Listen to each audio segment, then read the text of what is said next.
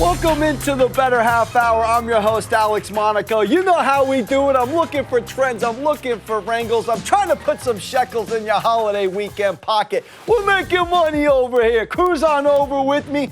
Little Steph Curry shimmy onto the monitor. Let's get into this weekend's biggest games. We're starting out in Golden State. Dallas protected finally some home court in this one. They won handily the Game 4 outing. They go back to the Chase Center where the Warriors have won 10 straight home games. Absolutely incredible run they are on at home. Can Dallas do it again? Can they get a Dorian Finney-Smith 23? Can Reggie give them 18? Because it was a total team effort, but it's going to be difficult because Golden State has covered 4 of the last 5 games against the spread. You know what they are at home, and the Mavs just 5-15 straight up in their last 20 road games at Golden State. We do know that the Mavs have also failed to cover the spread in 5 of their last 6 road games, so they're great at home, but it's a different story on the road. Curry from a player prop dot, 29-plus points in 6 of the last 7 Warriors home games. Draymond Green, 10-plus points in 4 of the last 5 Warriors games. How about this? The Warriors are 11-1 in the last 12 when Draymond gives you that 10-plus. Just put it in your noggin and potentially fire on it. Let's go over to the Eastern Conference where we have a huge Game 6 coming up. It is Boston now 3-2. It was a very lackluster first half. A lot of banged up bodies on both sides.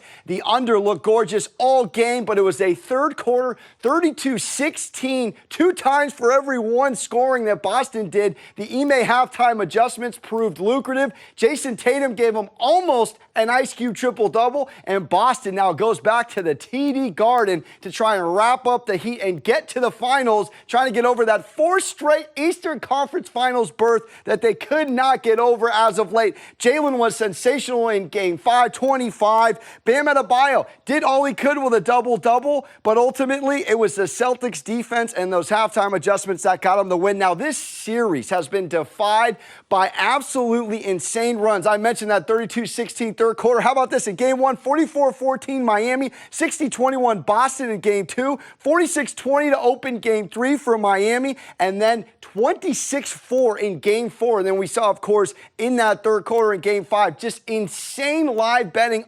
opportunities in this series. Now, I will mention the Heat are not out of this yet. They've covered 9 of their last 12 games against the Celtics at TD Garden. They've been excellent all season after a loss against the spread. It is a huge number right now on DraftKings. 8.5. We've seen it up all the way to 9.5. And the Heat are 7-1 against the spread in their last 8 after a double-digit loss at home. Celtics just 2-7 covering in their last 9 Friday games. So do what you will with that. Let's get to puck. We got our New York Rangers in a huge pivotal Game 5, 2-2 in this series. It has been the home teams all for nothing different for Carolina in the last 11 games, going back to the first series against the Bruins. Home teams have won, but it has been all defense. We know the under is cashed every single outing in this series. Why? It's the number 1 and number 2 in goals scored against, defensively speaking, from the regular season coming in, and it's been all Igor. He has been absolutely incredible. Listen to this,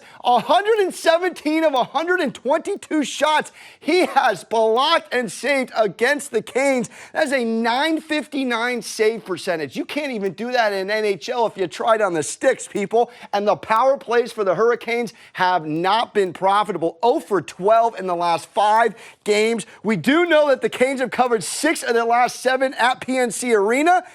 And we know that the Rangers are struggling a little bit on the road, 1-5. But, hey, momentum's a serious thing in puck, and our Rangers have that. Let's go now to an enormous matchup, last biggest match of the season in the Champions League. It's Liverpool versus Real Madrid. We know Liverpool almost stole a 3rd trophy in the Premier League last weekend. They're coming in. They have not lost since March 8th, people. 18 consecutive matches. They have been absolutely incredible. They're looking for that beer pong rebuttal against Real from just a few seasons ago. Now, the over 2.5 market has hit in Real's last 5 Champions League matches. Both teams average 2 goals a game, so both teams to score could be a play here. We know Liverpool is on an insane run, as I mentioned, but they're going to have to stop Benzema, who has led La Liga with 27 goals. He's got 17 goals, 15 Champions League goals. He's going for 17 in Champions. Can he do it in this one? I'm giving a pick later at the end of the show. And how do we not go a little F1 here, wrapping it up? Because it's the Monaco Grand Prix, sponsored by your boy. We're going to Monaco, baby. Let's go. Last year's podium was Verstappen, Sainz, and Lando Norris.